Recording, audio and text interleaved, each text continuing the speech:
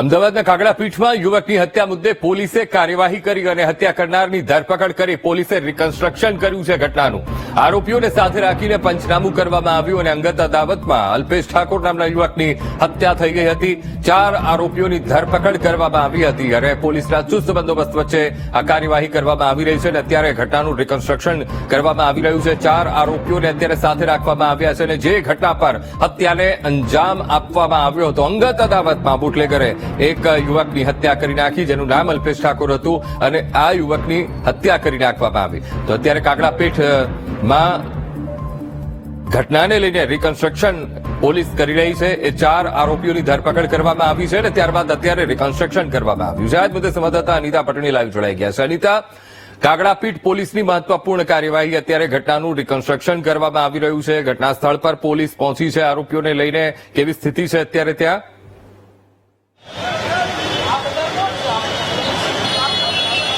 જી અંકુર, જે પ્રકારે કાગડાપીઠ વિસ્તારની અંદર એક બુટલેગર દ્વારા અલ્પેશ ઠાકોર નામના યુવકની જે હત્યા કરવામાં આવી હતી, જે કેસની અંદર બુટલેગર વિશાલ ચુનારા, યુવરાજ ચુનારા અને જિગ્નેશ શર્માની ધરપકડ કરવામાં આવી હતી। હાલ ઘટના સ્થળે આરોપીઓને લઈને આવવામાં આવ્યા હતા। જોઈ શકાય છે પોલીસનો કાફલો હાલ ઘટના સ્થળે તૈનાત કરી દેવામાં આવ્યો છે અને ઘટનાને લઈને સમગ્ર કેસનું રિકન્સ્ટ્રક્શન સાથે પંચનામું કરવામાં આવી રહ્યું છે। જોઈ શકો છો કે મોટી સંખ્યામાં લોકો એકઠા થઈ ગયા છે। પોલીસનો ચુસ્ત બંદોબસ્તની વચ્ચે આ રિકન્સ્ટ્રક્શન કરવામાં આવ્યું છે।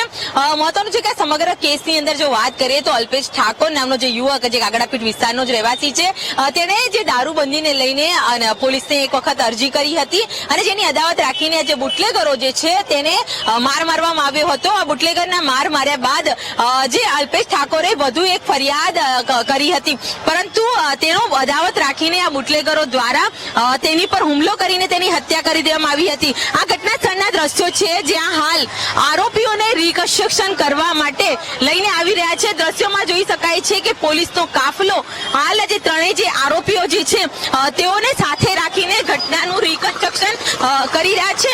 ખાસ તો આ જે ઘટના સ્થળે આ જે આરોપીઓએ હત્યાને અંજામ આપ્યો હતો, તોડફોડ કરી હતી, તેના લાઈવ વિડીયો પણ સામે આવ્યા હતા। પોલીસની હાજરીમાં આજે ત્રણેય આરોપીઓ, દ્રશ્યોમાં અંકુર જોઈ શકાય છે કે ત્રણેય આરોપીઓએ જે પ્રકારે આતંક મચાવ્યો હતો, અલ્પેશ ઠાકોર નામના યુવકની હત્યા કરી દીધી હતી, તેને સાથે રાખીને માફી માંગવામાં આવી રહી છે, કારણ કે ગુનો આચરવામાં આવ્યો હતો। ઠાકોર સમાજના જે લોકોએ જે વિરોધ કર્યો હતો, પોતાનું દુઃખ અને લાગણી વ્યક્ત કરી હતી। જોઈ શકાય છે કે હાથ જોડીને તેઓ આરોપીઓ માફી માંગી રહ્યા છે। આ 3 આરોપીઓ છે, એક તો વિશાલ ચુનારા, યુવરાજ ચુનારા અને જિગ્નેશ ઠાકોર, ત્રણેય બુટલેગર છે, તેઓની વિરુદ્ધ અગાઉ પણ ગુના દાખલ કરવામાં આવ્યા છે અને આ સમગ્ર કેસને લઈને પોલીસ તપાસ કરી રહી છે, રિકન્સ્ટ્રક્શન કરવામાં આવી રહી છે। સૌથી મહત્વની બાબત એ છે કે આ જ્યારે રિકન્સ્ટ્રક્શન કરવામાં આવી રહી છે, અધિકારી આપણે સાથી છે, તેમની સાથે જ વાત કરીશું। સર, ખાસ શું કહેશો આજે સમગ્ર મામલાને લઈને? થોડીક વાર પછી આપનો ભાઈ જોઈ શકાય છે કે સર અત્યારે હાલ આ રિકન્સ્ટ્રક્શન કરી રહ્યા છે, આરોપીઓને સાથે રાખીને જે પ્રકારે કાર્યવાહી કરવામાં આવી રહી છે, પોલીસનો ડર ઊભો કરવા માટેનું આ કાર્યવાહી છે, જેમાં આરોપીઓ હાથ જોડીને માફી માંગી રહ્યા છે, કારણ કે જે પ્રકારે આ વિસ્તારની અંદર આતંક મચાવ્યો હતો, આ બુટલેગરો છે જેમણે દારૂને લઈને તેઓની વિરુદ્ધ ગુના દાખલ કરવામાં આવ્યા હતા। સૌથી મહત્વની બાબત અંકુર એ સામે આવી છે કે ત્રણેય આરોપીઓ વિરુદ્ધ પ્રોહિબિશનને લઈને 4 થી 5 ગુના દાખલ કર્યા હતા। જે અલ્પેશ ઠાકોર હતો તેણે આ મામલે રજૂઆત બી કરી હતી। આ ઘટનાની અંદર પીઆઈ જે કાગડાપીઠ પોલીસ હતા તેઓને પણ સસ્પેન્ડ કરવામાં આવ્યા છે, કારણ કે તેઓની બેદરકારી સામે આવી હતી કે આરોપીઓ વિરુદ્ધ પોલીસે જ્યારે કાર્યવાહી હાથ ધરી હતી અને જે કાર્યવાહી કરવી જોઈએ અને ગુનો દાખલ કર્યા બાદ આરોપીઓને પકડવા માટેની કાર્યવાહી કરવી જોઈએ તે કરી ન હતી, જેના કારણે આરોપીઓને એક જે હત્યા કરવા માટેની એક તક આપી હોય તેવી બેદરકારી